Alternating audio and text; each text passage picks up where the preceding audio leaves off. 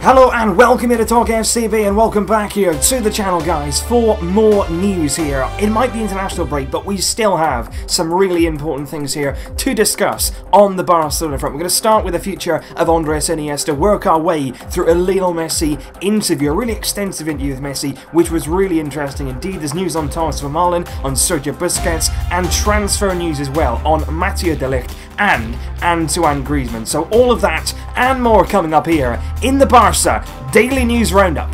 Let's do this.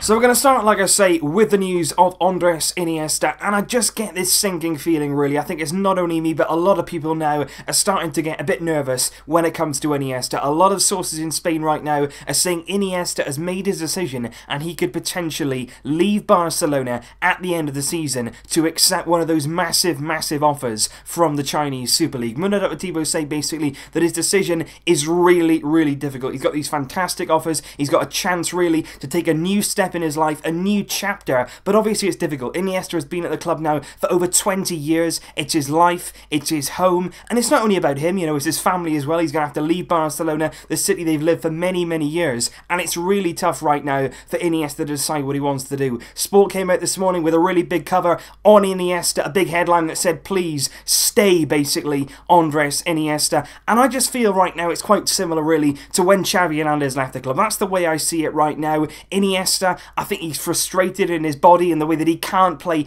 every single minute of every game. A player like that, who's still, for me, playing at world-class quality. This guy has still got insane ability, but he can't quite do it week in, week out, every single minute, 3 games a week. His body simply right now will not allow him to do it. And I think players like this, like Xavi, like Iniesta, icons of the club, legends of the game, I think when their body does that, they feel guilty about it. They don't want to be a burden to the fans, to their teammates, and especially to the coach. And when they feel like they can't influence games like they want to, they feel like they have to move on. I think that's the case right now with Andres Iniesta. What I would say, though, with the sort of similarity between Xavi leaving and Iniesta, I would absolutely love it if Iniesta is going to leave at the end of the season, if we could give him the best possible send-off with a treble. We did it with Xavi. He left on a massively high note, the highest note of all, really. Can we do the same this season for Iniesta? Give him what he deserves, the farewell that he really does warrant for his incredible time at the club. And up next, like I say, I do want to talk about Lionel Messi. It is international break. He did a very extensive interview, which never really happens with Messi because he's a very personal guy and he likes to keep himself to himself. He doesn't really like to be in the spotlight, in the headlines, but he did a really, really interesting interview. He spoke about his form this season, about Barcelona, about Argentina, about the World Cup, about his personal life, of course. He's just had his 3rd child, and he basically went on to talk about one particular quote, and that's what I'm going to bring you here, guys, because I thought this was really interesting, coming from the man himself, when he was basically asked about his style of play and basically what his criteria was for a good performance on the pitch. And what basically Messi said in reply to this was that he doesn't judge his own performance on goals. He doesn't basically say, I scored a goal, so I played well. He actually went on to say, even sometimes coming off the field, I've scored a goal, but I still don't feel like I played well. He said there's many different aspects that make a good display, from his influence all over the pitch, not just in front of goal. And I thought that was great to hear Messi say that, because it's something I think we've all been trying to preach over the last few years, the last few months especially, that goals in the game aren't just everything. You can play an incredible match without scoring, but still control play, make crucial passes, cause the defence problems, working really hard, and come out of it having not scored, but still play very well. And just likewise to that, you can score a goal, but it doesn't necessarily mean you played well. You can still have a very poor performance, but just scrape a goal. And I think that's why it's important that we all, Messi himself has said it here, look at the overall picture, look at the game as a whole, not just one specific instance, to really judge a player and a performance. And now on to Thomas Vermaelen, and there was a really interesting article in Sport which basically said that Barcelona want to extend Thomas Vermaelen's contract by 1 more season after a string of impressive displays throughout the season so far when he's been called on, particularly, you know, when you look at it when we've had injuries to Umtiti, Mascherano, Gerard Piqué. Vermaelen has stepped in, and for me he's done really well. He's really done well when called upon. When he's fit, he can be a brilliant, brilliant centre centre-back. His current contract expires in the summer of 2019, so that's next summer that his contract expires, and Barca right now is speaking with his representatives to have that extended until 2020, but it does say in Sport that basically if Barcelona fail to reach an agreement on this one extra year, if they can't extend his contract, they could look to sell Vermaelen in the summer to get some money for him before his contract expires. So we'll have to wait and see what happens on that one. Barca want him to continue at the club, but whether Vermaelen will agree to that, we will have to wait and see. Now moving on to Sergio Busquets, and in particular his expected return to the Barcelona first team. Obviously right now recovering from that broken toe injury that he sustained against Chelsea. He was reportedly out then for around 3 weeks of action. He was touch and go whether he's going to be ready for that Champions League quarter-final first leg, and according to Cope, who are a reliable news source when it comes to Barcelona in Spain, Sergio Busquets could actually return sooner than was first expected. They say that he could receive the medical green light at the end of this month, which could then be a few days earlier than he was expected to return, maybe even a week or so before he was expected to return.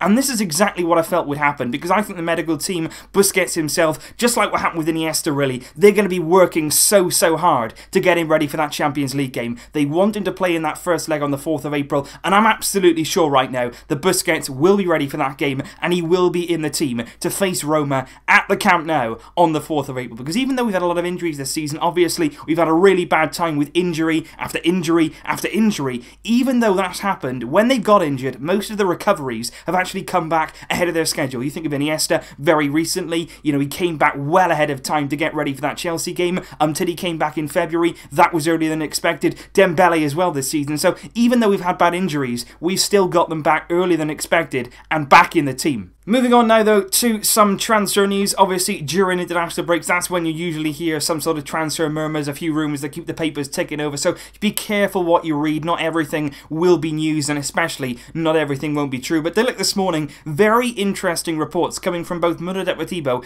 and Sport, both of them strangely this morning reporting on De Ligt, and very contrasting reports between the two of them regarding this very highly rated young centre-back. De Ligt obviously a player that we've been tracking now for not only the January transfer window, but right back in the summer as well. We've been linked with him, and he's got huge potential in the game. He's still just 18 years old, playing at the heart of Ajax defence and doing very well indeed. But Mundo Deportivo basically came out this morning, De Ligt was on the cover, and they say that Barca have been tracking the youngster now for some time, and they have been informed that it would take an offer of 40 million euros to land the Ajax defender in the summer transfer window. However, Sport go in the completely opposite direction and say that Barcelona have completely discarded De Ligt for the time being after a whopping 60 million euro price tag was placed on his head by Ajax, and apparently De Ligt himself wanted to be promised game time if he joined Barcelona in the summer. So interesting there, Mundo Deportivo saying that it's going to take 40 million to sign him. Potentially it could be one that's on the table, but Sports saying the deal is dead, De Ligt is not coming, we're not interested right now, it's too much money and we can't guarantee him game time. So like I say, very interesting contrasting reports there. We don't really know which side to believe on this one. We're going to have to wait and see how this one develops. And just finally guys, obviously I couldn't do a news roundup video and in particular talk about transfers without mentioning Antoine Griezmann, who's been speaking like many players do during the international break, and of course he was asked about the rumours linking him with that move to Barcelona, which potentially could happen this summer for his release clause of 100 million euros. And he basically set a deadline in this interview for any potential transfer away from Atletico Madrid this summer. He said basically that he wants to head to Russia for the World Cup without any single concern in his mind. He said,